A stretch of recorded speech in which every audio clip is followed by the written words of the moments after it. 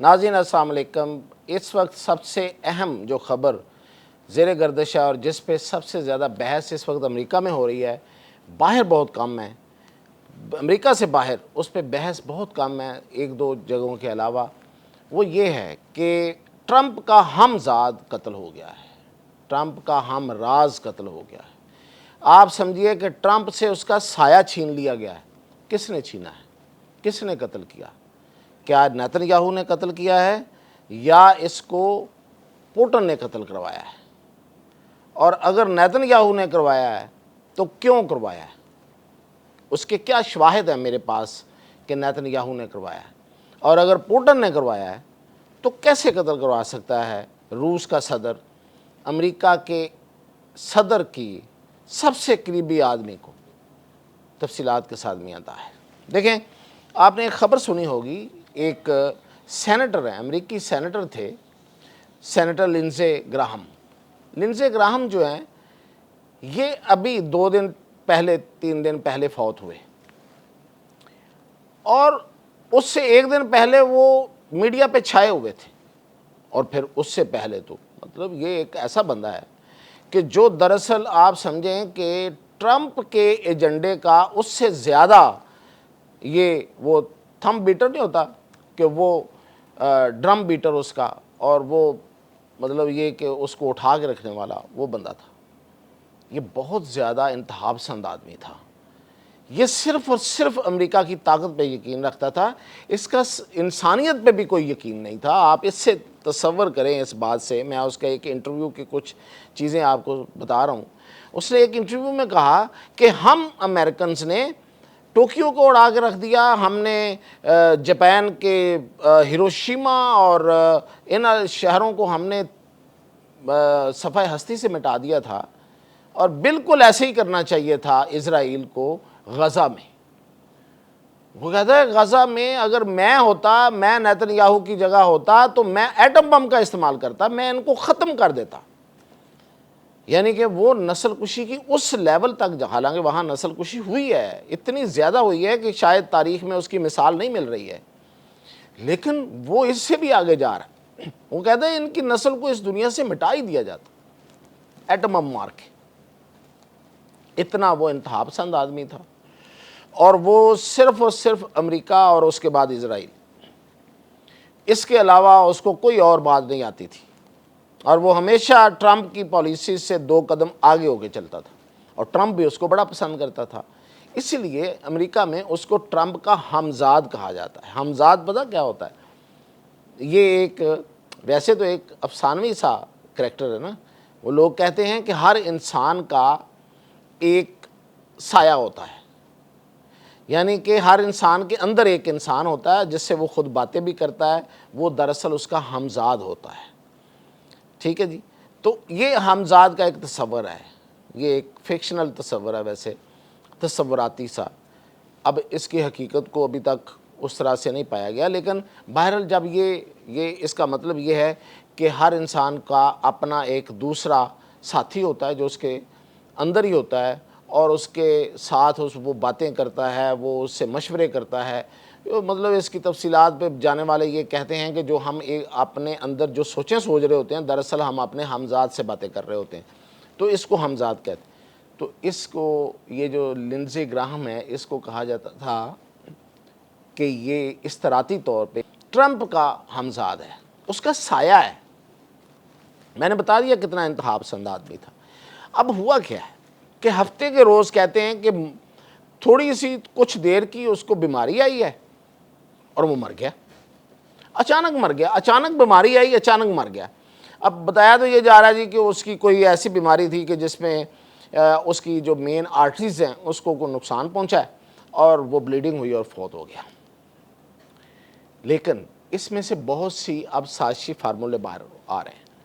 लोग ये कह रहे हैं, सबसे पहले तो रशिया की तरफ से भी आया है, रशिया के अंदर से ये बात आई है, रूस की जो अपोजिशन है उनकी तरफ से ये कहा जा रहा है कि ये पुतिन ने करवाया है, क्योंकि रूस का ये रिकॉर्ड है कि रूस जो है वो उसके पास ऐसे ऐसे जहर हैं रूस ने तैयार कर रखे हैं कि अगर वो कोई बंदा दूर से भी उसके ऊपर वो जहर फेंक दिया जाए اور اس کو پتہ بھی نہ چلے کہ اس کے اوپر زہر پھینکا ہے، تو وہ بندہ مر جاتا ہے۔ اور یہ کام انہوں نے کیا ہے، یہ سفارتکار جو ہیں انہوں نے روس کے اندر مرے ہیں، روس کے باہر بھی مرے ہیں، ایجنٹس بھی اس طریقے سے یہ مارتے ہیں دوسری ایجنسیوں کے، یہ چلتے چلتے ایسے ہاتھ ملاتے ہیں اور وہ اس میں زہر ہوتا ہے اور بندہ مر جاتا ہے۔ بلکہ یہاں تک ہے کہ اگر زہر کسی بندے کے پاس سے گزر جائے تو وہ زہر جو ہے وہ اس کو ہو جاتا ہے اور وہ مر جاتا ہے، اس طرح کے ان کے پاس زہر ہے۔ اور وہ کہا جا رہا ہے کہ یہ جو لنزے گراہم ہے، چونکہ یہ ٹرمپ کا بڑا قریبی آدمی تھا، اس لیے ٹرمپ کو یہ میسج دینے کے لیے کہ دیکھو ہم تمہارے سب سے قریبی آدمی کو مار سکتے ہیں، تو وہ کہہ رہے ہیں کہ چونکہ یہ 1-2 دن پہلے، اب اس پہ بڑی ایک بحث ہے، اس پہ بڑی ٹائم لائن پہ بحث ہو رہی ہے کہ 1 دن پہلے، مرنے سے 1 دن پہلے تو وہ یوکرین میں تھا اور وہاں پہ وہ ڈرون بنانے والی فیکٹری کا دورہ کر رہا تھا جو یوکرین کی ہے، اور جس سے ڈرون جو ہے وہ روس کے اوپر جا کے گرتے ہیں اور روس کی اچھی خاصی تباہی کر دی ان ڈرونز نے۔ تو اس فیکٹری کے دورے کے فوری بعد اس فیکٹری پر، اب فوری بعد کی لوگ یہی تو یہاں پہ ایک بات کر رہے ہیں، کہتے ہیں نہیں فوری بعد نہیں ہے، بلکہ لنزے ادھر ہی تھا اور روس نے اس فیکٹری پہ حملہ کر دیا اور وہ فیکٹری تباہ کر دی۔